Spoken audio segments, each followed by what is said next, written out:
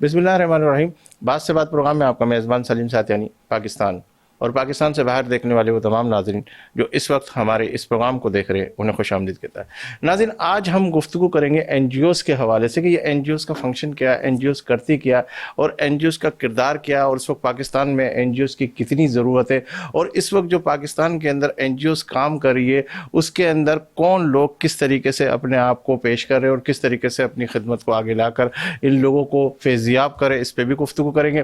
اور آج ہمارے ساتھ ایسے لوگ تشریف فرما ہے جو حج پالیسی کے حوالے سے بھی بہت کچھ جانتے ہیں. میمن خدمت فورم ایک ایسا ادارہ ہے جہاں حاجی کی جو خدمت کی جاتی ہے کراچی ایئرپورٹ سے، اس حوالے سے بھی آج گفتگو کریں گے. میرے ساتھ تشریف فرما ہے اسپیشل چلڈرن بچوں کا ایک ادارہ ہے زینب ٹرسٹ، اس کے وہ چیئرمین ہیں، اور میمن خدمت فورم جو کہ کراچی ایئرپورٹ کے اوپر حاجیوں کی خدمت کے لیے ہمیشہ کوشاں رہتی ہے، ان کے چیئرمین ہیں، اور صفا سویٹ ہوم کے بھی چیئرمین ہیں. ہمارے ساتھ تشریف فرما ہے حاجی مسعود پارک صاحب، انہیں آج کے اس پروگرام میں خوش آمدید کہتے ہیں. السلام علیکم.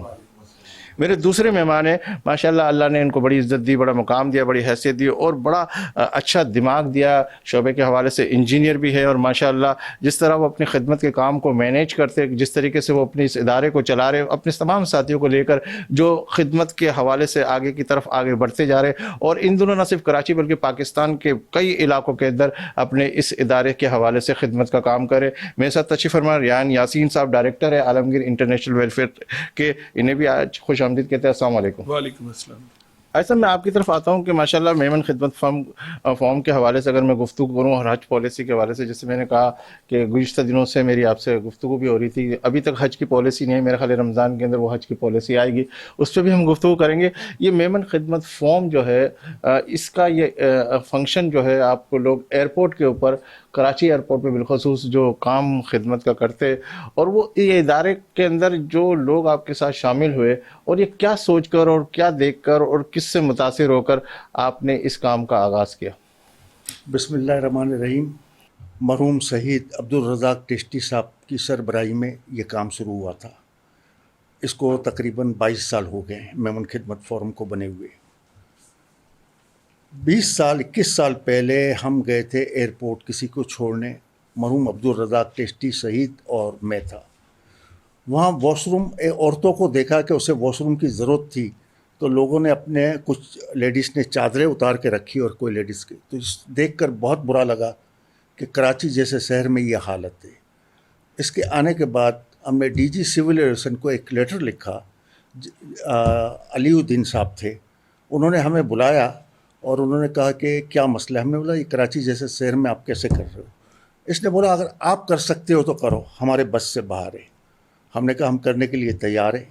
اس وقت بریگیڈیئر طارق صاحب تھے سول ایویشن کے، ان سے رابطہ ہوا اور انہوں نے ہمیں ایک جگہ الاٹ کی جس میں ہم لوگوں نے واش روم اور حجاج کرام کے لیے جانے کے لیے اور آنے کے لیے جگہ مخصوص کی، جس میں لیڈیز کی جگہ الگ تھی، جینٹس کی الگ تھی. وہ الحمدللہ تب سے ہو رہا ہے. پچھلے 2 سال سے حج نہیں ہوا تو یہ کام رکا ہوا ہے، کرونا کی وجہ سے، اور یہ ہم عالمگیر کی سپورٹ کے ساتھ کر رہے ہیں. اچھا، ان کی سپورٹ ہوتی ہے تبھی یہ مسئلہ حل ہوتا ہے. تو صاحب اسٹارٹ کے اندر جب آپ نے اس کام کا آغاز کیا تو بقول آپ کی کہ آپ نے عبدالرزاق ٹیسٹی مرحوم کے ساتھ مل کے کیا، تو آپ کی ٹیم کے اندر لوگ میں نے دیکھا کہ ایسی جستجو کے ساتھ آتے تھے اور خود وہ خواہش کرتے تھے کہ ہم بھی خدمت کریں. سب نے اپنے اپنی ڈیوٹیاں بغیر کسی اعزازی طور پر آنے کی کوشش کی تھی. تو وہ لمحہ کیا تھا، وہ کیا محسوس ہوتا تھا؟ ہمارے بہت سے ساتھی اس دنیا سے چلے گئے ہیں، اللہ ان سب کو گری کے رحمت کرے. عبدالعزیز سیوانی صاحب مرحوم تھے، 80 ایئرس اولڈ تھے اس وقت. وہ عید کو نئے کپڑے نہیں پہنتے تھے، لیکن حاجیوں کی پہلی فلائٹ پہ وہ نئے کپڑے پہنتے تھے. سبحان اللہ. اور صبح ہو یا رات وہ ڈیوٹی کرنے کے لیے پاگل ہوتے تھے کہ بس یہ حاجیوں کی خدمت کر لوں. اسی طرح اس وقت ہمارے پاس کوئی پیڈ ورکر نہیں تھے. جو لڑکے بھی تھے حجاج کرام کا سامان اٹھاتے تھے، وہ بھی ہماری برادری کے اور باہر کے. میمن خدمت فورم کا مطلب یہ نہیں ہے کہ صرف میمن ہی اس میں کام کرے. میرا کہنے کا مقصد بھی ہے، اس میں ہر کوئی آ سکتا ہے خدمت کے لیے، چاہے وہ میمن ہو کوئی بھی ہو، لیکن ایک نام دیا ہوا ہے میمن خدمت فورم. تو ہمارے پاس ابو بکر پٹیل، عبدالکریم معرفانی، ابھی ہمارے فاروق غازیانی صاحب، یہ وہ لوگ تھے کہ جنہوں نے نہ دن دیکھا نہ رات دیکھا، دن رات خدمت کی. تو آج صاحب آپ اس خدمت والے کام کے حوالے سے کیا ان کو پرووائڈ کرتے تھے, کیا چیزیں, باتھ روم کے حوالے سے تو آپ نے بات کی, باتھ اس کے روم علاوہ بھی کیا کیا چیزیں کرتے تھے؟ باتھ روم جو انٹیریئر سندھ سے آتا ہے وہ صبح فلائٹ ہے تو وہ شام کو آ جاتا ہے, وہ وہاں رہتا ہے. لیڈیز کے لیے الگ کیمپ ہوتا ہے, جینٹس کے لیے الگ ہوتا ہے. اچھا, اس کے لیے علاوہ ہمارے وہ ساتھی بھی ہیں جو ان کو تربیت دیتے ہیں, جو کافی بار حج کر کے آئیں, انہیں پتہ ہے کہ کس طرح کرنا ہے, تو ہم ان کی خدمات بھی لیتے ہیں. وہ بیچارے فی سبیل اللہ آ کے یہ کام کرتے ہیں. نہیں, ان کو کچھ میں نے اکثر میں بھی الحمدللہ ثم الحمدللہ جانے کا اتفاق ہوا, اور فاروق غازیانی صاحب ایئرپورٹ کے اوپر ہی تھے, تو وہ آپ جو گفٹ دیتے تھے, اور اس کے اندر جو حاجی, اس کے اندر جو مزدلفہ سے جو 23-24 آئٹمیں ہوتی ہیں ہمارے پاس. وہاں کسی کو احرام کی ضرورت ہے تو وہ بھی دیتے ہیں, بیلٹ, چپل, مسواک, 7 دانے کی تسبیح, 100 دانے کی تسبیح. اس کے علاوہ حجاج کرام کے لیے جو مینا عرفات کی دعائیں, حج کیسے کرنا ہے, عمرہ کیسے کرنا ہے, اس کی رہنمائی کی کتابیں. تو ہمارے پاس تقریباً 25 چیزیں ہوتی ہیں جو فی سبیل اللہ جو حاجی چاہے وہ لے سکتا ہے. سبحان اللہ, کیا بات ہے. ریان صاحب, آپ کی طرف آتا ہوں کہ عالمگیر ویلفیئر انٹرنیشنل ٹرسٹ نام ہی ایک ایسا ہے کہ عالمگیر شہرت یافتہ کے حوالے سے بات کی جائے. عالمگیر ویلفیئر انٹرنیشنل ٹرسٹ, میں نے آپ سے اس سے پہلے بھی کوئی پروگرام کیے, اس کے اندر آپ نے اس میں بریف کرنے کی بھی کہا کہ ہم نے کہاں سے آغاز کیا اور کیسے آغاز کیا, اس پہ بھی میں سوال کرتا. لیکن یہ این جی اوز کا مقصد کیا ہے, این جی اوز جو اس کا اسلوب کیا ہے, اس کو کس طریقے سے ڈیزائن کیا جاتا ہے؟ کیا ہر کوئی بندہ این جی اوز بنا کے بھی آج کل وہ ہو رہا ہے؟ تو میں دیکھ رہا ہوں کہ پاکستان میں اگر این جی اوز کا کردار ہے تو 10-15-20 ایسی ہے جو ایکٹیو این جی اوز ہے, اور بہت ساری ایسی این جی اوز ہے جو بالکل خاموش ہے, لیکن کاغذوں کے اندر ہے, لیکن فنڈ بھی اس کے پاس آ رہے ہیں, سب چیزیں آ رہی ہے. تو آپ این جی اوز کے کردار کے حوالے سے کیا گفتگو کریں گے؟ بسم اللہ الرحمن الرحیم. شکریہ سلیم بھائی. آپ کا سوال جو ہے وہ ویسے بھی طویل تھا, اور اگر اس پہ بات کی جائے تو یہ تو بہت ہی طویل ہو جائے گا. میں کوشش کروں گا اس کو چند الفاظ میں جو ہے آپ کے سامنے بات کروں. پاکستان میں این جی اوز کا کردار بہت اہم ہے. حکومت جو ہے وہ شروع سے ہی اس حوالے سے, حکومتیں, خالی ایک حکومت نہیں بلکہ پچھلی حکومتیں بھی اور موجودہ حکومت بھی, این جی اوز کے حوالے سے ہمیشہ این جی اوز سے کچھ نہ کچھ حاصل کیا جاتا ہے اور ان سے خدمات حاصل کی جاتی ہیں. ہم اگر 2005 کے زلزلے سے لے لیں تو آپ کو نظر آئے گا کہ اس وقت این جی اوز کا کردار بہت اہم تھا. پھر آئی ڈی پیز کا مسئلہ ہوا 2008 میں, پھر این جی اوز کا کردار سب کے سامنے آیا. اس کے علاوہ مختلف اوقات میں بارشیں اور سیلاب کے حوالے سے ہے, پھر قحط سالی کا ایک بہت بڑا پیریڈ تھا جو تھر میں, پھر اس وقت تھر میں بھی بچے جو ہے وہ غذائی قلت سے مر رہے تھے. تو یہ ان سب میں این جی اوز کا ایک بہت بڑا کردار ہوتا ہے. اور این جی اوز جو ہیں, میں تو ہمیشہ یہ کہتا ہوں کہ این جی اوز جو ہے وہ ریاست کے جو 4 ستون ہیں, جس میں صحافت بھی آپ کا ایک ستون کہلاتا ہے, تو این جی اوز جو ہیں وہ 5واں ستون ہے. اگر این جی اوز نہ ہو تو یہ چاروں ستون جو ہیں یہ ہمیشہ 5ویں ستون کی طرف دیکھ رہے ہوتے ہیں. ہمیشہ خدا نہ خواستہ جب ملک میں کوئی آفت آتی ہے تو وہ این جی اوز کی طرف دیکھتے ہیں. مطلب اس وقت تو جو وزیر اعظم کا احساس پروگرام ہے اس حوالے سے بھی عالمگیر ویلفیئر ٹرسٹ جو ہے ان کو پناہ گاہ کے حوالے سے اور احساس پروگرام کے حوالے سے بھی ہم اس وقت لے نہیں رہے ہیں کچھ, بلکہ دے ہی رہے ہیں کچھ نہ کچھ. تو این جی اوز جو ہیں وہ یقیناً آپ کی بات صحیح ہے کہ رمضان میں جب رمضان آتے ہیں تو آپ دیکھتے ہیں کہ ایسی خود رو پودے جس طرح سے اگتے ہیں اس طرح سے این جی اوز آ جاتی ہیں. ہم کبھی کسی سے یہ نہیں کہیں گے کہ کون خراب کام کر رہا ہے, ہم بات کریں گے کہ ہم کیا کر رہے ہیں اور ہم کس طرح سے یا جو اچھا کام کر رہے ہیں ان کی بات کریں گے. تو رمضان میں کیا ایکٹیویٹیز ہے عالمگیر ویلفیئر کی؟ جی میں کیونکہ رمضان ان قریب آنے والا بھی ہے, اور اس کے بعد استقبال رمضان بھی ہے, اور پھر اس کے بعد آپ لوگوں کی کیا طریقہ کار ہے؟ انشاءاللہ اگلے چند دنوں میں ہم رمضان میں اللہ نے چاہا تو داخل ہو جائیں گے, اور اللہ تعالی ہم سب کو اس کی برکتوں سے فیضیاب کرے. بات یہ ہے کہ عالمگیر ویلفیئر ٹرسٹ ہو یا کوئی دیگر این جی اوز ہوں, رمضان میں نہ صرف ان کی کلیکشن بڑھ جاتی ہے بلکہ ان کی ڈسپرسمنٹ بھی بڑھ جاتی ہے. وہ جس طرح سے خرچ کر رہے ہوتے ہیں آپ کو نظر آتا ہے کہ عالمگیر ویلفیئر ٹرسٹ جو ہے, ہم اس کے حوالے سے اگر بات کریں تو ہم پورے پاکستان میں کراچی تا چترال جو ہے وہ افطار پیکٹس جو ہیں اس کی تقسیم ہوتی ہے، ہزاروں کی تعداد میں افطار پیکٹس جو ہیں وہ تقسیم ہوتے ہیں پورے 4 صوبوں میں اور شمالی علاقہ جات میں، اور اس کے بعد اب تو گلگت بلتستان اور کشمیر میں بھی ہمارے کام الحمدللہ یہ ہو رہے ہیں۔ تو اس حوالے سے نہ صرف اس کے علاوہ راشن کے حوالے سے کام ہو رہا ہوتا ہے، اس کے علاوہ بہت سا کام جو ہے جو ہم ہمیشہ وہ سال کے 365 دن کر رہے ہوتے ہیں، وہ ہے غریب مریضوں کا علاج، جو سب سے امپورٹنٹ ہے کہ کسی بھی شخص کو بیمار ہونے کے لیے رمضان کی ضرورت نہیں ہے، اس کو یہ نہیں چاہیے کہ وہ محرم میں ہی بیمار ہوگا یا کسی اور مہینے میں بیمار ہوگا، وہ کسی وقت بھی بیمار ہو سکتا ہے۔ اور ہمارے پاس جو ہے وہ نزلہ زکام کھانسی بخار کے لیے کوئی نہیں آتا، بلکہ ایسے کرونیکلی ال پیشنٹ آ رہے ہوتے ہیں، اس طرح کے پیشنٹ آ رہے ہوتے ہیں کہ ایک ایک مریض پر جو ہے لاکھوں روپے خرچ ہو رہا ہوتا ہے۔ عالمگیر ویلفیئر ٹرسٹ کا روزانہ کا خرچہ جو ہے وہ تقریباً 75 لاکھ روپے ہے جو مریضوں پہ ہم خرچ کر رہے ہوتے ہیں۔ تو لہٰذا یہ سب کچھ جو ہوتا ہے یہ لوگوں کے دیے ہوئے تعاون سے ہوتا ہے، اور چونکہ رمضان میں لوگ سب سے زیادہ زکوٰۃ نکالتے ہیں تو اس لیے ہماری ہمیشہ اپیل بھی ہوتی ہے کہ لوگ جو زکوٰۃ ہے اس کو اپنی من پسند این جی اوز کو دیں۔ عالمگیر ویلفیئر ٹرسٹ جو ہے وہ بھی ان کے سامنے، میں سوال کروں گا آپ سے اس حوالے سے بھی، اس کا طریقہ کار کیا ہوگا؟ ابھی میں حاجی صاحب کی طرف جاتا ہوں اور آپ کے ساتھ یہ سوال بھی چھوڑتے ہوئے جا رہا ہوں کہ آپ کا جس طریقے سے رمضان کے اندر ٹوکن کا ایک سسٹم ہے، اس کا طریقہ کار کیا ہے؟ مطلب کوئی علاج کرانے جاتا ہے تو وہ لاکھوں روپے جیسے آپ بات کریں، اگر وہ مریض ہے وہ بھی اس طرح کا علاج کرا سکتے ہیں، تو اس طریقہ کار کے حوالے سے بھی میں گفتگو کروں گا۔ حاجی صاحب آپ کی طرف میں آتا ہوں کہ ماشاءاللہ میں نے خدمت فارم کے حوالے سے میں نے گفتگو کی، حج کے حوالے سے گفتگو کی، حج کے اوپر بڑی گہری نظر ہوتی ہے آپ کی کہ اس وقت شروع ہونے والا اور پالیسی اس وقت آنے والی، اس لیے میں یہ سوال بھی پوچھنا چاہ رہا ہوں آپ سے کہ حج کی پالیسی اس مرتبہ کس طرح آنے کا امکان ہے؟ دیکھیے 2 سال سے تو بالکل حج بند ہے، انشاءاللہ اس سال حج کھل جائے گا۔ اب اصل پالیسی تو سعودی گورنمنٹ جو دیتی ہے وہی گورنمنٹ آف پاکستان فالو کرے گی، کتنے حاجی ہمیں چھوڑ رہا ہے، کیا کیا شرائط ہوگی، لیکن یہ ہے کہ پچھلے بار جو حج سستے تھے اب وہ اتنے سستے نہیں ہوں گے، کیونکہ وہاں بھی مسائل زیادہ ہیں کہ ایک کمرے میں پہلے پاکستانی 12 بھی رہتے تھے، اب 4 کو بھی نہیں رہنے دے گا تو کیا کریں گے؟ تو مہنگائی بہت بڑھ جائے گی۔ تو بس اللہ کرے کہ یہ جلد سے جلد پالیسی آ جائے اور اس سال حج کھل جائے تاکہ لوگ جا سکیں۔ عمرہ تو کھل گیا کافی حد تک، عمرہ تو کھل گیا ہے بالکل، اور لیکن عمرہ بھی بہت مہنگا ہو گیا ہے۔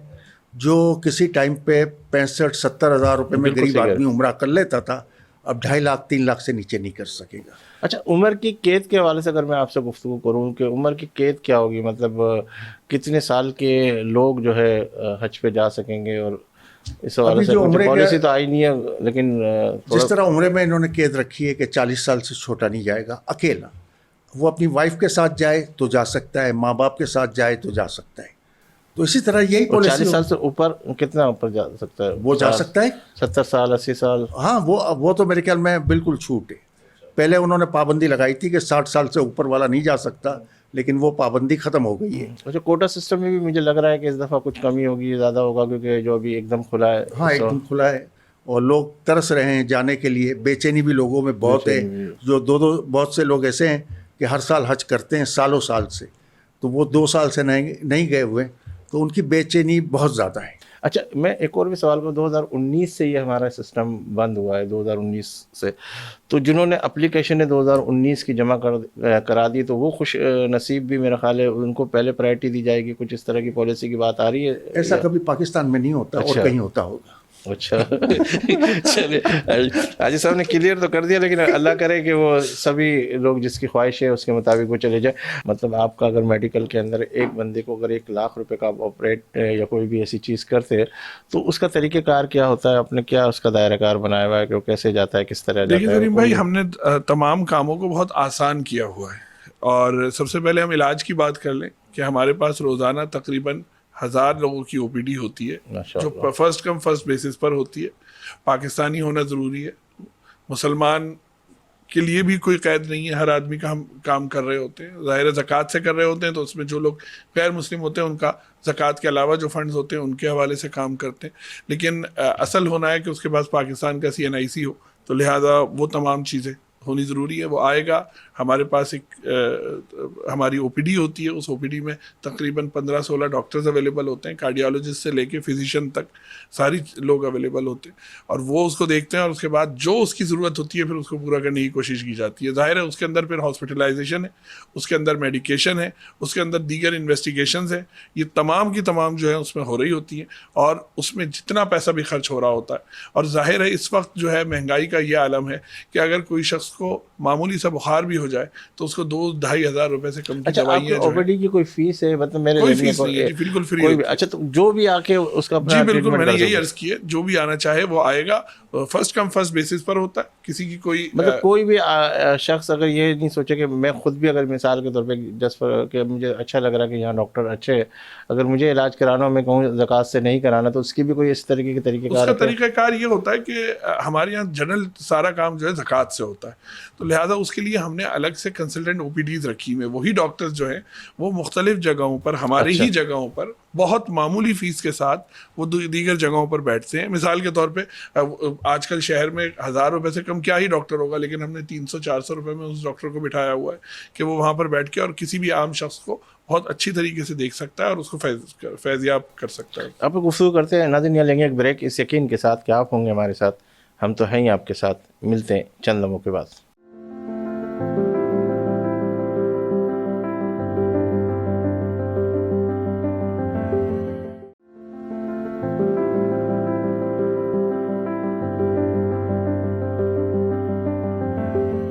خوش آمدید ناظرین, آپ دیکھ رہے پروگرام بات سے بات. اس وقت حاجی مسعود طارق صاحب ہمارے ساتھ تشریف فرما ہے. حاجی صاحب, میں آپ سے حج پالیسی کے حوالے سے بھی گفتگو کر رہا تھا. زینب ٹرسٹ بھی آپ ایک ادارہ چلا رہے ہیں جو اسپیشل چلڈرن بچوں کا, یہ ادارے کا کیا فنکشن ہے, کب اس کو کیا دیکھ کر, جیسے میں نے خدمت فارم کا کہا تو آپ نے کہا کہ ہم نے اتنے سارے چیزوں کو کس طرح مینیج کرتے ہوئے اور کیا سوچ کے اسپیشل بچوں کی طرف آپ بڑھے؟ اسپیشل بچوں کے پاس اس لیے بڑھے کہ سب سے جب زلزلہ آیا 2005 میں, تب بہت بچے یتیم ہو گئے تھے. ہمارے ایک دوست تھے, اللہ انہیں گری کے رحمت کرے, مفتی محمد جمیل شہید صاحب, انہوں نے بولا کہ ایک ادارہ کھولا جائے کیونکہ وہاں یتیم بچے بہت ہوئے ہیں, تو وہ ہم لے کے آئیں اور یہاں, تو اس کے لیے ہم نے جگہ لی. لیکن وہ کام اس لیے نہیں ہو سکا کہ اس کے بعد اس کے کچھ بچے آئے بھی, تو اس کے پیچھے کچھ لوگ آئے کہ یہ ہمارا بھائی کا بیٹا ہے, بہن کی بیٹی ہے, آپ نہیں لے جا سکتے. تو ہمیں جھگڑا تو کرنا نہیں تھا, کوئی مقصد تو نہیں تھا. ہم نے وہ بند کیا اور اس کے بعد اس جگہ پر شروع کیا زینب, اور الحمدللہ ابھی تک چل رہا ہے. اچھا, اس کے اندر کس طریقے سے بچے, کتنے بچے ابھی اس وقت ہیں؟ ابھی 160 بچے اور بچیاں ہیں ہمارے پاس. تو آج صاحب اس کا کیا کہتے ہیں, کس طرح کے مریض ہے اس کے اندر اسپیشل کے حوالے سے, اس میں کیا کیا آپ اس کے اندر ٹریٹ کر رہے ہیں, کس طریقے سے ٹریٹ؟ ان کے لیے پک اینڈ ڈراپ فری ہے. اچھا.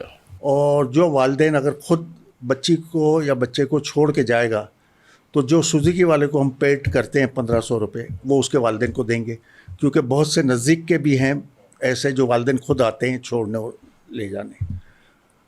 تو بس مقصد یہی ہے کہ یہ بچوں کو کوئی شعور آ جائے.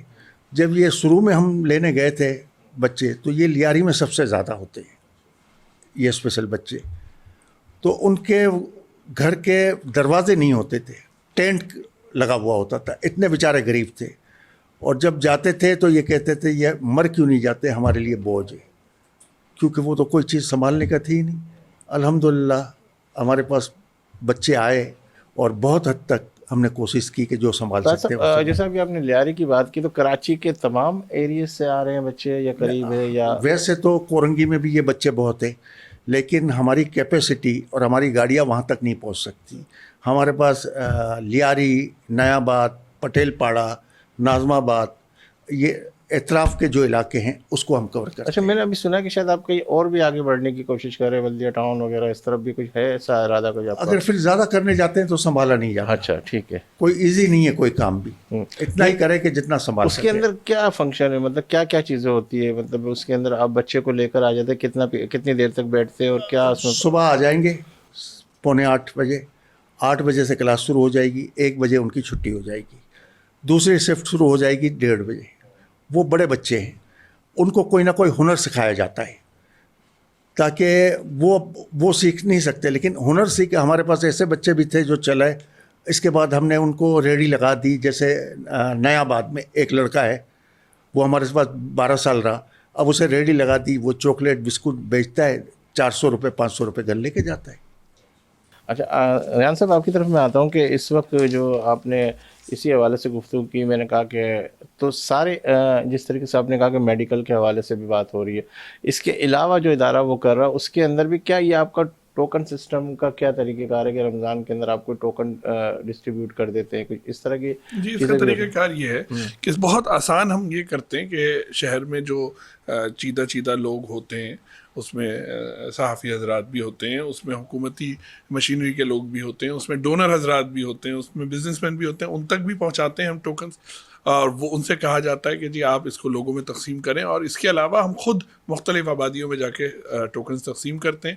اچھا, راشن کا یہ نہیں ہے جو آئے اس کو دیں گے, اس کا طریقہ یہ ہم خود جاتے ہیں مختلف جگہوں پہ ان کی آبادیوں میں تقسیم کرتے ہیں اور ان سے کہتے ہیں کہ آپ آ کے ہمارے پاس چلے جائیے. سینٹرلائز سسٹم ہوتا ہے, یا جو ان کے گھر کے قریب ہمارا سینٹر ہوتا ہے اس سے کہا جاتا ہے کہ وہاں سے آ کر آپ یہ تمام چیزیں لے جائیے. عالمگیر ویلفیئر ٹرسٹ کا جو اصل کام ہے وہ ہے علاج کے حوالے سے, صحت کے حوالے سے, اور اس کے بعد جو کام ہے وہ ہے تعلیم کے حوالے سے, اور پھر غریب بچیوں کی شادی. یہ 3 کام جو ہیں یہ ہمارے سب سے زیادہ سر فہرست رہتے ہیں اور انہی پر ہم سب سے زیادہ فوکس کرتے ہیں, یہی ہمارے گولز ہیں. اس کے علاوہ مختلف کام ہیں پھر تو وہ ہمارے شعبہ جات جو ہیں. کتنے شعبہ میں کام کر رہا ہے عالمگیر؟ تقریباً 65 سے زائد شعبہ جات ہیں. 65 سے زائد شعبہ جات کے اندر حاجی صاحب آپ بھی ماشاءاللہ وائس چیئرمین ہیں اس کے, تو یہ اتنے آپ ماشاءاللہ مہمان خدمت ہوں, پھر صفا سویٹ, پھر زینب, پھر اس کے بعد ادب, اپنی برادری, آپ کے اپنے اسکولس, یہ سب, تو آپ بھی ان کے ساتھ جوائنٹ ہو کر اتنا ٹائم نکال لیتے ہیں, کس طریقے سے اس کو؟ مجھے یہ فائدہ ہے کہ یہ سارے ادارے ہمارے عالمگیر کے ساتھ ہیں.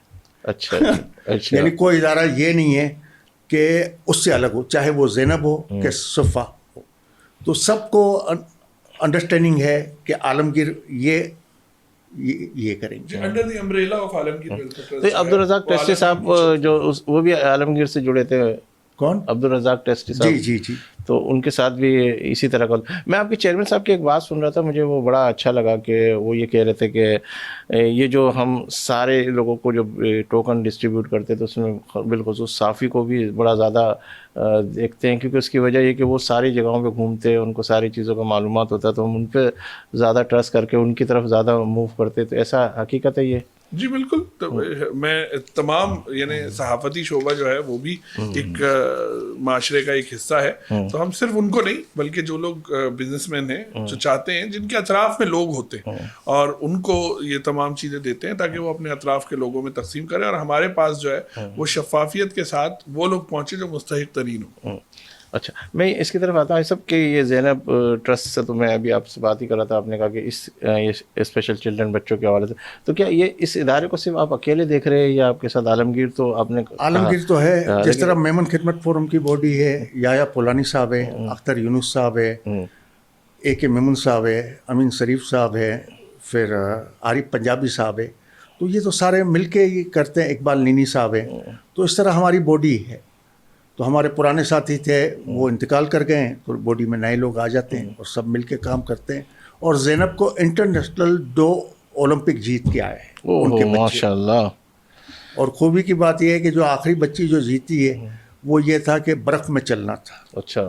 تو کراچی میں کوئی برف نہیں ہے, تو اس کا جب بلاوا آیا آسٹریلیا سے تو اس کو ہم نے مری بھیجا تھا ٹریننگ کے لیے. اچھا. اور الحمدللہ وہ 2nd پوزیشن لے کے آئی تھی. ایسا یہ باتیں تو آپ ابھی بتا نہیں رہے, تو میں تو ذہن والا سوال سمیٹ رہا تھا, لیکن یہ کہ آپ کے دل سے جو حقیقت والی بات کی پوری انٹرنیشنل لیول کے اوپر یہ بچے وہ ہوئے, تو کیا وہ اس وقت آپ بھی ادھر دیکھ رہے ہوں گے کہ یہ مقابلہ شروع ہو رہا, اس کے اندر یہ ہو رہا, اس کے بعد یہ ہم لوگ تو یہیں تھے, لیکن پتا تو چلا نا کہ پتا چل رہا تھا بالکل. جب وہ بچی آئے اور بچہ آیا الگ الگ, تو باقاعدہ استقبال طور پہ ایئرپورٹ گئے تھے سب, ماشاءاللہ ان کو لے کے آئے, پھر ان کے آنر میں دعوت کی. یہ ہمارے لیے بھی ایک بہت بڑا آنر ہے کہ ہمارا بچہ پاکستان کے لیے کوئی میڈل جیت کے آئے. بالکل میں بات کرتا ہوں. اور اب صفا سویٹ کے حوالے سے بھی گفتگو. اچھا ریان صاحب, میں آپ کی بات کروں کہ ماشاء اللہ جس طریقے سے آپ اس ادارے کو چلا رہے, سوالات تو میرے اس عالمگیر کے حوالے سے بھی میں اس سے آگے کروں گا. ہم دیکھتے ہیں کہ بہت بڑی بڑی دعوتیں ہوتی ہیں. ابھی میرے ذہن میں یہ سوال آیا کہ بہت بڑی بڑی دعوتیں ہوتی ہیں, اس کے اندر بڑے بڑے سیٹ, بڑے بڑے لوگ جمع ہوتے ہیں. لیکن جس طرح یہ اس طرح کا چھوٹا سا پروگرام یہ اسپیشل بچوں کے ساتھ بیٹھ کے کرنا اور اس کے ساتھ بیٹھ کے کرنا, یا آپ جب اسپتال میں گشت کرتے ہیں تو اس وقت دیکھتے ہیں کہ یار یہ مریض ہے, اس کے پاس جاتے ہیں تو وہ جو دلی خوشی ہوتی ہے, وہ اس طرح کی دعوتیں کا اہتمام کیا جاتا ہے یا اس طرح کی چیزیں کی جاتی ہے؟ جی بالکل.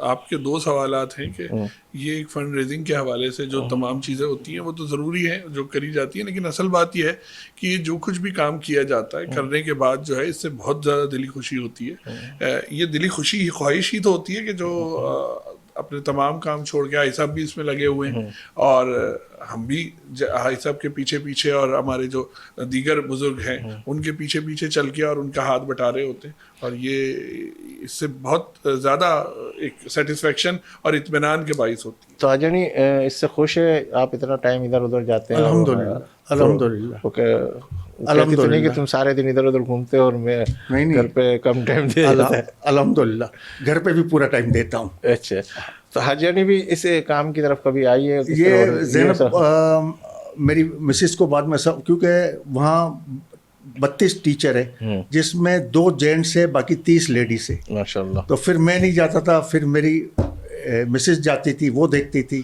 اس کے بعد اب میری بیٹی دیکھتی ہے. ماشاء اللہ. یہ اب یہی بات میں نے وہ کرنے کی کوشش کی کہ اجانی کے ساتھ ساتھ آپ کے بچے بھی لگے. یہ آپ کے لیے زندگی بھر کا صدقہ جاریہ ہے. اور یہ میں تو یہ کہتا ہوں, میں جب بھی کوئی پروگرام کرتا ہوں تو اس میں یہ کہتا ہوں کہ اربوں لوگوں میں سے اللہ پاک نے ان لاکھوں کروڑوں لوگوں کو چنا ہے جس سے اللہ کام لینا چاہتا ہے. تو ہم تو اللہ کا شکر ادا کریں, نفلے پڑے کہ اللہ پاک نے ہمیں اس قابل کیا کہ ہم اس طرح کی کوئی چیز کر سکیں. اچھا, میں آپ کی طرف آتا ہوں کہ ریان صاحب, اس وقت جو عالمگیر انٹرنیشنل ویلفیئر ٹرسٹ جو آپ کا ادارہ ہے اس کے اندر اس وقت جس شعبے کے اندر آپ نے کہا کہ رمضان کے حوالے سے بھی, اور جس طریقے سے آپ لوگ یہ جو شادی مدد کی طرف بڑھتے ہیں, تو میرے وہ ناظرین بھی دیکھنا چاہیں گے اگر وہ واقعی ڈیزرو کرتے ہیں واقعی اس طرح کی چیزیں, کیونکہ اس وقت جو حالات ہے کووڈ-19 کے حوالے سے لوگ بڑے پریشان ہو گئے بڑے, اور اس حوالے سے وہ آپ کہ اس اسکیم سے اس کی اس چیز سے کس طریقے سے فائدہ اٹھا سکتے ہیں؟ رمضان میں تو شادیوں کا کام بند ہوتا ہے. رمضان کے علاوہ رمضان کے بعد جب وہ ہیں, ہمارے پاس صرف یہ طریقہ ہے کہ وہ شادی سے 15 دن پہلے آئیں.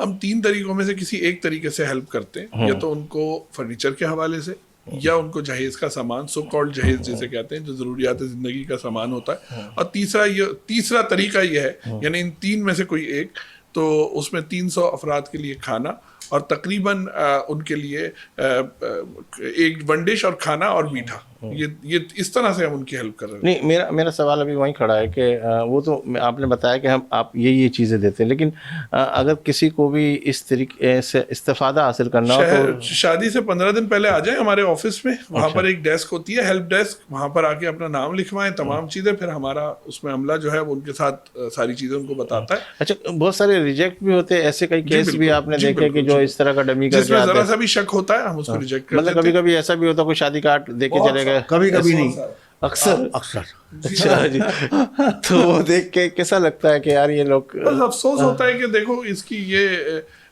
یعنی اچھا کام کر رہے ہیں اور اس میں یہ کوشش کر رہے ہیں کہ ہمیں بیوقوف بنا کے اور پیسے لے جائیں. تو لیکن ظاہر ہے اتنے عرصے کام کرتے کرتے کسی بھی کام میں اگر آدمی کا وقت لگے اور محنت لگے تو پھر اس میں تجربہ بھی حاصل ہو جاتا ہے, اس تجربے کی بنیاد پر ہو جاتا ہے. لیکن بعض دفعہ وہ ہم سے زیادہ تجربے کار بھی ہوتے ہیں ان میں سے کچھ لوگ, اس میں کچھ نہ کچھ ایسے کیس لے کے بھی چلے جاتے ہیں, کچھ اس طرح کی بھی چیزیں. میں آج آپ کے چیئرمین صاحب کی بات سن رہا تھا کہ ہم جب یہ راشن کے حوالے سے وہ کرتے ہیں تو ہمیں تھوڑا سا اگر یہ اندازہ بھی ہوتا تو ہم کہتے چلو یار گھر پہ کھانا تو کھائے گا, اس وجہ سے بھی اس کو اگنور بھی کر دیتے. لیکن صرف نظر ایک الگ چیز ہے, لیکن بیوقوف بننا ایک الگ چیز ہے. ٹھیک ہے, اگر آپ صرف نظر کرنا چاہیں تو جو چاہیں آپ صرف نظر کریں, اس پہ تو کوئی آپ کو روک نہیں سکتا. اور آپ دیکھتے ہیں کسی کو کہ یار ہم یہ بھی تو دیکھ رہے ہوتے ہیں نا کہ شہر میں گداگر ہوتے ہیں, اس کے باوجود ہم ان کو دے دیتے ہیں کہ یار چلو غریب آدمی ہے. لیکن اگر کوئی آپ کو بے وقوف بنا کے لے کے جائے, یعنی آپ سے نوسر بازی کرے, کوئی یہ کرے کہ جی آپ سے دھوکہ دہی کر کے لے کے جائے, تو ظاہر ہے اس کو پکڑنا جو ہے وہ ہمارا حق بھی ہے, اور جن لوگوں نے پیسے دیے وہ بھی نہیں چاہتے کہ دھوکے باز لوگوں کو دیے جائے. اچھا, اس صفا سویٹ کی طرف میں آتا ہوں. سب یہ کیا ہے, کس طریقے کا یہ ادارہ ہے, اور کس طرح نام تو آپ نے بہت اچھا رکھا ہوا ہے, تو یہ ہے کیا؟ سویٹ بھی آ رہا ہے اس میں، صفا بھی آ رہا ہے؟ یہ اس میں ہمارے پاس یتیم بچے اور بچیاں ہیں، اسلام آباد کے اندر ہے، اچھا، اور گلگت چترال میں ہمارے ایک دوسرے دوست مولانا چترالی صاحب چلاتے، ان کے ساتھ بھی ہماری ایفیلیشن ہے کہ ان کو بھی ہم چیزیں پرووائڈ کر دیتے ہیں۔ اسلام آباد کے اندر 12 کو کے اندر تقریباً 110 بچے ہیں، اچھا، اور دوسرا ادارہ بچیوں کا ہے، اس میں 38 بچیاں ہیں، دونوں الگ الگ ہیں یتیم ہی، لیکن جگہ الگ ہے کیونکہ بچے اور بچیاں ساتھ نہیں رہ سکتی اس حوالے سے۔ میں اس حوالے سے بھی آپ سے گفتگو کرتا ہوں، مجھے اشارہ ہو رہا ہے یہاں بریک کا، ناظرین یہاں لیں گے ایک بریک اس یقین کے ساتھ کہ آپ ہوں گے ہمارے ساتھ، ہم تو ہیں ہی آپ کے ساتھ، ملتے ہیں چند لمحوں کے بعد۔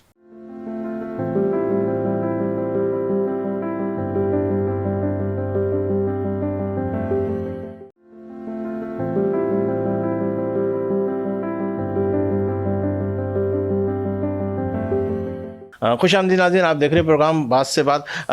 ریان صاحب آپ کی طرف آتا ہوں کہ ابھی جو ہماری گفتگو ہو رہی تھی، پھر میں حاجی صاحب کی طرف سوال کی طرف چلا گیا، اور اس وقت میں نے کہا، آپ نے کہا کہ کچھ کیس ایسے نظر آتے ہیں کہ ہمیں جو ہے نا کہ کہتے واقعی اس میں کچھ نہ کچھ دیکھتے ہیں، تو چیک اینڈ بیلنس کا آپ کا کیا طریقہ کار ہے؟ دیکھیں، جو سب سے پہلے ہم ہیلتھ کی طرف آ جائیں نا، ہیلتھ میں ہم یہ کر رہے ہوتے ہیں کہ ان کا ظاہر ڈاکٹرز ہم نے بٹھائے ہوئے اس لیے ہیں کہ وہ یہ دیکھیں کہ وہ واقعی بیمار ہیں یا نہیں ہے۔ لوگ جو ہیں وہ صرف اس لیے بھی آتے ہیں کہ ان کو دوائیاں مل جائیں، یعنی ہائپر ٹینشن کے حوالے سے ہیں یا اور دیگر حوالوں سے، کیونکہ آج کل دوائیوں کی قیمتیں بہت ہو گئی ہیں، تو وہ چاہتے ہیں دوائیاں لیں اور اس کو پھر جیسے تیسے کر کے اس کو فروخت کریں۔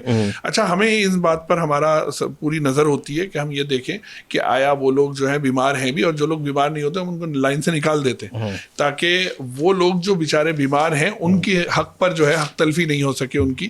اچھا، دوسرا جو سب سے زیادہ اہم چیز ہوتی ہے وہ پرابلم ہوتی ہے ہمیں شادی والے معاملے میں۔ اس میں جو ہے بہت سے لوگ جو ہیں وہ فراڈ بہت زیادہ کرتے ہیں، یعنی ایسے ایسے فراڈ بھی ہوتے ہیں کہ لوگ جو ہے ان کے پاس چلے جاتے ہیں اور ان سے کہتے ہیں کہ آؤ جی ہم آپ کا کام کرائیں گے، اور وہ ان بچوں کے رشتہ دار بن کے وہ ان کے ساتھ ہمارے پاس آ جاتے ہیں، اور ان سے انہوں نے پیچھے طے کیا ہوا ہوتا ہے کہ کوئی نہ کوئی ان سے کمیشن حاصل کریں گے۔ یعنی مثال کے طور پر تقریباً ہمارا جو پیکیج ہوتا ہے وہ 50-55 ہزار روپے کا ہوتا ہے، تو وہ ان سے اس بات پہ طے کر لیتے ہیں کہ جی 5,000 روپے ہمیں دینا، ہم وہاں جا کے کام کرائیں گے، کیونکہ ان کو کچھ بولنا آتا ہوتا ہے، یہ ساری چیزیں ہوتی ہیں، ان کو یہ معلوم ہوتا ہے کہ عالمگیر والے کیا، یعنی وہ ظاہر ہے اس پہ کام کر رہے ہوتے ہیں۔ تو ہمیں ہمارے جو ایک ہمارے پاس بھی ایک ایسا شعبہ ہے جو ان پہ نظر رکھتا ہے باہر سے کہ کوئی ایسے لوگ تو نہیں ہیں جو، اور ظاہر ڈاکومنٹیشن جو ہے وہ یہ بتا رہی ہوتی ہیں کہ وہ جو لوگ آ رہے ہیں وہ اس کے واقعی رشتہ دار ہیں اس کے۔ اور پھر اسی طرح سے جو شادیاں ہوتی ہیں جب، تو ہمارے بندے اس میں شریک ہوتے ہیں، جو ہمارے جو ورکرز ہوتے ہیں یا ہمارے جو کام کرنے والے ہیں، ان کو یہ ہدایت ہوتی ہے کہ وہ ہر شادی میں تقریباً شریک ہوں اور اپنے ہاتھ سے ایک لفافہ دے کر آئیں وہاں پر۔ تو اس حوالے سے وہ جا کے دیکھتے ہیں کہ وہ شادی واقعی ہو رہی ہے، انجام پذیر ہو رہی ہے شادی، اور اگر ایسا نہیں ہوتا تو پھر اس کے خلاف تعدیبی کارروائی بھی کرتے ہیں۔ اچھا، کچھ اس طرح کی اگر کوئی فراڈ پکڑے جاتے تو کوئی اس کے حوالے سے کوئی اس طرح کی چیز ہوتی ہے؟ ہاں، اب بہت سارے ایسے ہوتے ہیں، کچھ لوگ جو ہیں وہ بہت سارے، وہ کوئی کسی سیاسی جماعت کا نام لے کر آتا ہے کہ جی فلانے سیاسی جماعت نے مجھے بھیجا ہے اور آپ ہمیں یہ دیجئے۔ تو الحمدللہ شہر میں رہتے ہیں، شہر کے اچھے لوگوں سے تعلقات ہوتے ہیں، ان سیاسی جماعت کے اچھے لوگوں سے تعلقات ہوتے ہیں، تو اگر کوئی اس طرح کی چیز ہوتی ہے تو ان کو بتا دیا جاتا ہے، اور وہ پھر اس کا سد باب اور اس کا تدارک وہ خود کرتے ہیں۔ وہ ہم سے کہتے ہیں کہ جی اس کو ہمارے حوالے کر دو، پھر وہ دیکھ لیتے ہیں، وہ پولیس کے حوالے کرتے ہیں، جو بھی ان کا ایک اپنا طریقہ کار ہوتا ہے اس کے تحت کام ایسا کرتے ہیں۔ کچھ بولنا چاہ رہے تھے آپ اس حوالے سے، عالمگیر ویلفیئر کے حوالے سے کچھ بات؟ مطلب الحمدللہ عالمگیر ویلفیئر کا کام میں آپ کو بولوں گا، میں ہر ایک کو دعوت دیتا ہوں کہ ہم جو کہہ رہے ہیں وہ نہ مانیں، آپ وہاں ایک وزٹ کرو، تب آپ کو پتہ چلے گا کہ کام ہوتا کیا ہے اور کس طرح ہوتا ہے۔ کیونکہ بولنے میں تو میں بڑے بڑے دعوے کر دوں اور کام کچھ بھی نہ ہو، اس لیے ریکویسٹ یہی ہے کہ آپ وہاں آؤ، وہاں آ کے دیکھو کہ کیا کام ہو رہا ہے اور کس طرح ہو رہا ہے، تو آپ کو پتہ چلے گا۔ اچھا، صفحہ سعید کے حوالے سے بھی میرا سوال بریک کی طرف گیا تھا، تو آپ چترال کی بات کر رہے تھے، کراچی کے اندر بھی اس کا کوئی فنکشن ہے یا وہیں رکھا؟ نہیں، وہیں ہے، اور میرے پاس تقریباً، کیونکہ سندھ کا ایک لیول یہ ہے کہ یتیم بچیاں یہاں کوئی نہیں دیتا سندھ میں، کیونکہ وہ بولتے ہیں کہ ہمیں تو فری کی کام والی مل گئی، بھائی 2 وقت کا کھانا کھلائیں گے، برتن بھی مانجیں گے، جھاڑو بھی دے گی اور گھر بھی صاف رکھے گی، اور بہن کی بچی ہے یا بھائی کی بچی ہے۔ تو یہاں اس طرح یتیم بچے نہیں ملتے جس طرح وہاں ملتے ہیں، وہاں میرے پاس کشمیر کے بچے ہیں، مانسیرا، ایبٹ آباد، چترال، گلگت، تو وہاں بچے بے شمار ہیں. اور میرے پاس جو 110 بچے ہیں، تقریباً انہی کی بہنیں ہیں 38. تو ابھی اس وقت بھی اگر چاہیں تو وہ مجھے پریشر کر رہے ہیں کہ تم بچے لے کے چلے گئے ہو تو ہماری بچیاں یہاں، کسی کی بھانجی، کسی کی بھتیجی، ان بچوں کو کون سنبھالے گا؟ لیکن ہر ایک کی ایک کیپیسٹی ہے، لمٹ ہے، تو ہم اور بچے نہیں رکھ سکتے اس وجہ سے. ورنہ اس وقت چاہیں تو 3 دن میں 100 بچیاں یتیم مل جائیں. تو یہ صرف اسی سرکل میں رکھا ہے ابھی آپ ارادہ ہے کہ کراچی؟ دیکھیے آپ نے بولا کہ سندھ کے اندر تو اصل میں کلچر پہ بھائی صاحب کا مقصد یہ ہے کہ یہ کلچر ہے، ہاں. سندھ کا کلچر یہ نہیں ہے کہ وہ اپنی یتیم بچیاں جو ہیں وہ کسی یتیم خانے میں کر دیں، جبکہ یہ جو شمالی علاقہ جات ہیں ہمارے اور ناردرن ایریاز جو ہیں، یہاں پر اس طرح کا کلچر ہے کہ وہ چونکہ خود باہر آتے ہیں وہاں پر کام کرنے کے لیے، تو ان کے گھر میں آلریڈی غربت بہت زیادہ ہوتی ہے، تو پھر وہ وہاں سے وہ یتیم خانوں کی طرف بھیج دیتے. وہاں ان کے پاس ایک وقت کا کھانا نہیں ہے. اچھا. تو وہ کسی بھائی کی، بہن کی، چاچا کی بیٹی یا بیٹا کیوں پالے گا اور کس طرح پالے گا؟ وہ سمجھتے ہیں کہ یہ بہت مشکل کام ہے. اچھا، میں کیا کہتے ہیں جان صاحب آپ کی طرف آتا ہوں کہ ہمارا پروگرام پاکستان میں بلکہ پاکستان سے باہر بھی دیکھا جا رہا ہے. جس طرح حاجی صاحب نے ایک تقاضا رکھا کہ آپ آئیں دیکھیں، آپ کیا میسج دینا چاہ رہے ہیں، کیا پیغام دینا چاہ رہے ہیں؟ میسج یہی ہے جی کہ جیسے حاجی صاحب نے فرمایا کہ جس وقت چاہیں عالمگیر ویلفیئر ٹرسٹ میں تشریف لائیں، ہم سے رابطہ کریں، ہم آپ کو تمام چیزیں لائیو دکھائیں گے، ہوتی ہوئی دکھائیں گے. عالمگیر ویلفیئر ٹرسٹ کے متعلق آپ کو ایک بات یہ بتا دوں کہ یہ جب شروع ہوا تھا، جب بھی اور آج تک بھی، اس کا کام دیکھ کے لوگ اس کی طرف آتے ہیں، نام دیکھ کے نہیں آتے. عالمگیر ویلفیئر ٹرسٹ جو ہے وہ کسی شخصیت سے متاثر ہو کر نہیں رکھا گیا، جس طرح کے اور ٹرسٹ ہوتے ہیں کسی نام سے ہوتے ہیں، یا اس میں کوئی ایسی شخصیت ہوتی ہے کہ جس کو دیکھ کر لوگ جو ہیں اس کی طرف راغب ہوتے ہیں. عالمگیر ویلفیئر ٹرسٹ میں سب لوگ کام کرتے ہیں، سب لوگ برابر کے طور پہ کام کر رہے ہوتے ہیں، اور لوگ آئیں. اور خاص طور پر یہ رمضان جو ہے یہ زکوٰۃ کا مہینہ ہے، اس میں ہم ہمیشہ یہ کہتے ہیں کہ لاکھوں مریض جو ہیں وہ امید بھری نظروں سے آپ کی طرف دیکھ رہے ہیں، اور ہماری امید آپ ہیں. تو لہٰذا اس سال بھی اپنی زکوٰۃ عالمگیر ویلفیئر ٹرسٹ کو دیجیے، یہ ہمارا پیغام ہے. اور چاہے وہ پاکستان میں رہتے ہوں، جو پاکستان سے باہر ہیں، ان کے لیے مختلف بینکوں میں روشن ڈیجیٹل اکاؤنٹ ہے، روشن ڈیجیٹل اکاؤنٹ کے ذریعے وہ عالمگیر ویلفیئر ٹرسٹ کو اپروچ کر سکتے ہیں. باقی عالمگیر ویلفیئر ٹرسٹ کی ایپ موجود ہے، مختلف بینکس کی ایپلیکیشنز میں عالمگیر ویلفیئر ٹرسٹ کا نام موجود ہے، جہاں زکوٰۃ اور غیر زکاتی فنڈ موجود ہوتے، یعنی اس کے الگ الگ بینکس موجود ہیں. عالمگیر ویلفیئر ٹرسٹ کا ایک پورا شریعہ ایڈوائزری بورڈ ہے جو ان تمام زکوٰۃ کے پیسوں کو شریعہ کے مطابق خرچ کرنے میں ہمیں ہدایات دیتا ہے، اور ہم ان کی ہدایات پر عمل کرتے ہیں. تو لہٰذا ان کا جتنا پیسہ ہے وہ تمام کا تمام شرعی اصولوں کے مطابق بالکل صحیح حقدار تک پہنچے گا انشاءاللہ. جس طرح سے تمام این جی اوز کوشش کرتی ہیں، عالمگیر ویلفیئر ٹرسٹ بھی کوشش کرتا ہے، اور ہمیں 250 کروڑ روپے جمع کرنے ہیں. اگر ہم اس رمضان میں 250 کروڑ روپے نہیں جمع کریں گے تو یہ سمجھ لیں کہ ہمیں لوگوں کو واپس بھیجنا ہوگا.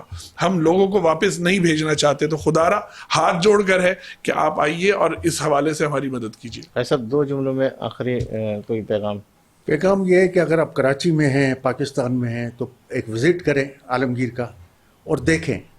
اور اگر باہر ہیں تو باہر بھی بہت سے لوگ ایسے ہیں جنہیں پتہ ہے. تو اگر آپ کراچی میں ہیں یا پاکستان میں ہیں تو ضرور وزٹ کرو، ایک بار دیکھو، اس کے بعد دو. بہت شکریہ حاجی مسعود طارق صاحب، بہت شکریہ ریان یاسین صاحب. ناظرین، آپ نے ہمارے اس پروگرام کو دیکھا، اور اس پروگرام کے حوالے سے اگر میں یہ کہوں گا کہ پاکستان کے لوگ بلکہ دنیا کے لوگ اگر سچے مسلمان ہو کر اپنی زکوٰۃ صحیح طریقے سے نکالنا شروع کرے تو میں سمجھتا ہوں کہ کوئی بھی ہمارے پاکستان میں بھوکے نہیں رہے گا. اور ایمانداری کے ساتھ اگر اپنی زکوٰۃ نکالے گے تو انشاءاللہ تعالیٰ یہ جتنے بھی مسائل، 2.5 کروڑ کا کیا مسئلہ ہے، باقی جتنے بڑے 250 کروڑ کا کیا مسئلہ ہے، باقی جتنے بڑے فنڈس ہیں وہ سب کے سب جمع ہو سکتے ہیں. یاد رکھیے کہ آنے والا سال بلکہ کیا 1 گھنٹے کا کسی کا بھروسہ نہیں ہے، کسی کو پتہ نہیں کہ کب موت دبوچ لے، اور یہ ساری دولت یہیں رہ جائے گی. اور یہ دولت پھر جب رہ جائے گی تو اس کے لواحقین اس کو استعمال کریں گے، اور پھر قبر کے اندر صرف آپ کو اکیلے کو جواب دینا پڑے گا. آپ کے بچے، آپ کے سارے لواحقین اس کو کھائیں گے. لیکن یاد رکھیے، یہ میرا پیغام ہے. جس طرح انہوں نے اپنا پیغام دیا، میں کہوں گا کہ اس سال جو ہے کووڈ-19 ہمیں یہ دکھاتا ہوا گیا کہ دیکھو اللہ اپنی قدرت کے حوالے سے سب کو ساکت ممکن کر سکتا ہے. اور جس طریقے سے جو کیفیت تھی وہ یہ کیفیت تھی کہ کسی وقت بھی کچھ بھی ہونے والا تھا، لیکن اللہ نے اپنا کرم کیا، اپنی رحمت کی برسات کی، اور آج پاکستان کے اندر، پوری دنیا کے اندر لوگ چلتے ہوئے نظر آ رہے.